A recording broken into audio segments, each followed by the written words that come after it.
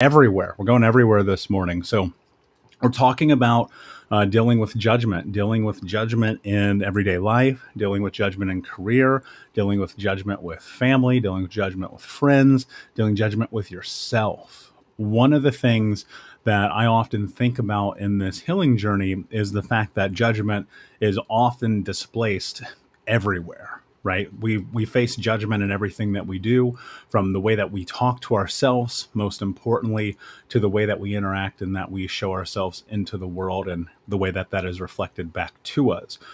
One of the most difficult parts about dealing with judgment is that we often look at the judgments that people cast upon us and we take those for face value. And I'll tell you this, I don't know that necessarily people are always wrong in our judgments and in their judgments of us, because sometimes there's some truth, but very often, a lot of times people are, they're just taking what they have inward and putting it outward. And I think about how life is often reciprocated by the way that we think about ourselves in the world. If you think to yourself, I'm successful, I'm capable, I'm strong, then in reality, that'll be true. But if you don't, then in reality, that also will be true. And one of the things about judgment, and I'll tell you this just to keep it real with you, people are judging you anyway. Like, people right now today, they're judging you. They're judging you. They're looking at the way you dress, how you walk, how you talk, the words that come out of your mouth, the way you look. They're judging you because, you're tattooed head to toe. They're judging you because of the accent that you have. They're judging you because of your skin tone. They're judging you because of everything. And here's the thing that people don't want to talk about in this that I think is very important, is that we are often, as the judgees, judging back. If you think about it, how often are you judging people on a daily basis? How often, when you cross paths with someone, you judge what they're wearing or how they're dressed or the car that they get out of or the groceries on the lane in front of you before you check out? I can't believe that they would buy that. Right? How many times have you had that moment? I can't believe that they would buy that. Oh, Jesus, I would never do that. And then suddenly now you're also playing that role of judger in this process. And I think that in part it's human nature. I don't know how we particularly get away from it. I don't know that that is in the cards for us as this species that is predicated on judgment, not necessarily to be callous or crude or unkind, but at some deep down molecular human level, judgment is a form of survival for us. We have to be able to look at and assess situations and especially people for safety. Are we safe right now? Are we safe right now? If we look at this person coming across the street and they're carrying a machete, we're probably not safe. We need to be able to judge and evaluate that situation. We need to look at that and say, okay, actually, in this moment, I'm not actually that safe. I don't feel like I'm protected. Judgment can be this beautiful thing that can also protect you, but also destroy everything around you.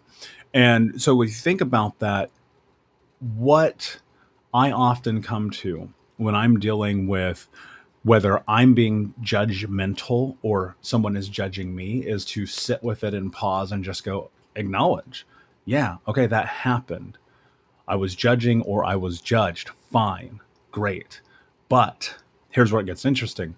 What does that have to do with what I'm trying to accomplish in my life? What does that have to do with how I talk to myself? What does that have to do with how I show up in the world? And if we leverage other people's judgments to keep us down, then we certainly will stay there. And I'm not saying that there's not a little bit of truth in judgment, because sometimes there are. I wish when I go back and I look at my 20s, I wish that I would have had one of my friends be like, dude, you are so overweight, you're going to die by the time you're 30 years old, instead of my body like rejecting myself, rejecting me, I should say, and like getting very sick and forcing me into a situation where I was required to lose weight. Right? I could have used that judgment in that moment, as opposed to me outwardly judging everyone and everything and saying, no, you guys just don't get it. This is who I am. And part of that is also we have to be able to sit within the scope and the framework of acknowledging, like, we might need to create some change in our life. And sometimes that comes from a third party.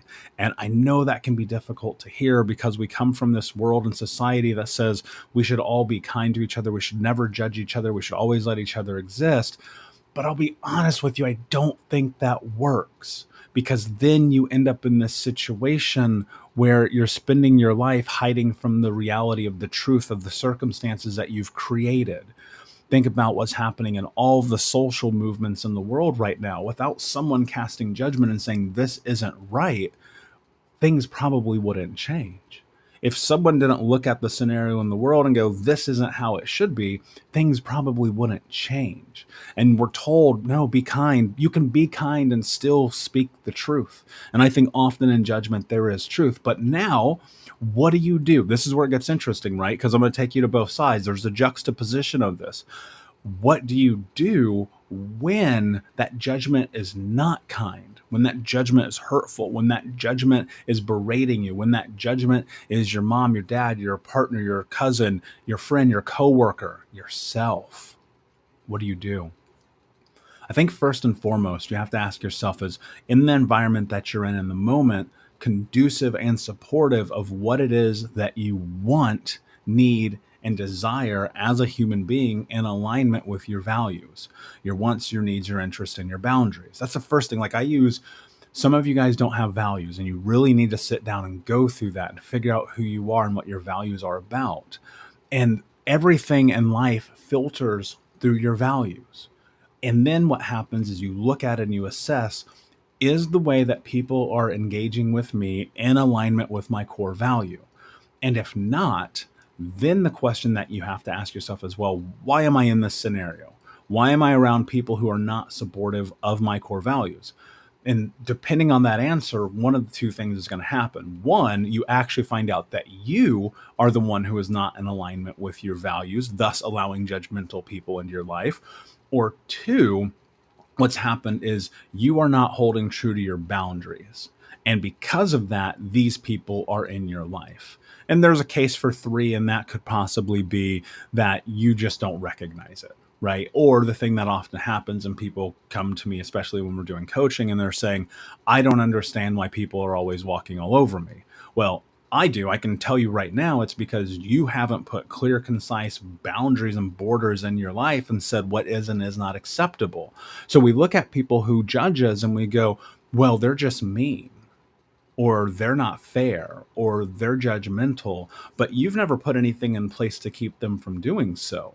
This is what gets really interesting about getting clear about who you are as a human being and as a person, and ultimately being the leader of your own life, the hero of your own story, is that it all starts with you.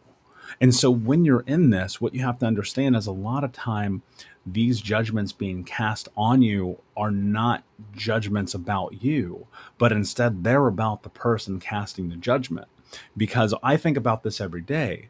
Our lives are often a reflection of who it is that we are, right? Our lives can be a reflection of who it is that we are. And at times, those judgments can help us reflect on who it is that we are in a way that can actually, I believe, be practical.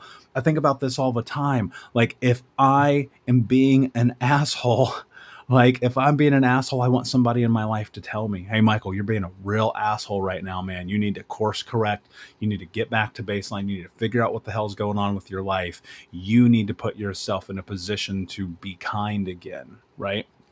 And I want that. I like want that. I want that. I want that not only from my friends, I want that from my family. I want that from my community. I want that from my team. I want that from my employees. I want that from the people I coach. I want people to help me be better. Now, there's a big difference. This is where I think the real juxtaposition, all of this comes into play. There's a big difference between judgments that are constructive and people being fucking assholes. There's two different things here. And now ultimately you have to determine what that looks like in the context of your life. But I will tell you this. Those who are casting judgment for the sake of doing it with no intrinsic or inherent value involved, who only simply at baseline want to hurt you, are people that do not deserve a seat at your table. And what I mean by that is, if there are people in your life who are adamantly, vehemently, and purposely trying to tear you down by saying you're not good enough, you're not strong enough, you're not capable enough, who do you think you are, you're never going to amount to anything, those people, they need to be taken out of your life. Those people do not deserve a place at your table. And then, of course, I know somebody's going to listen to this and they're going to email me and they're going to go, well, what about my mom? What about my dad? What about my husband? Guys, you have to understand something about life. Everything that you want in life happens within the frame of action.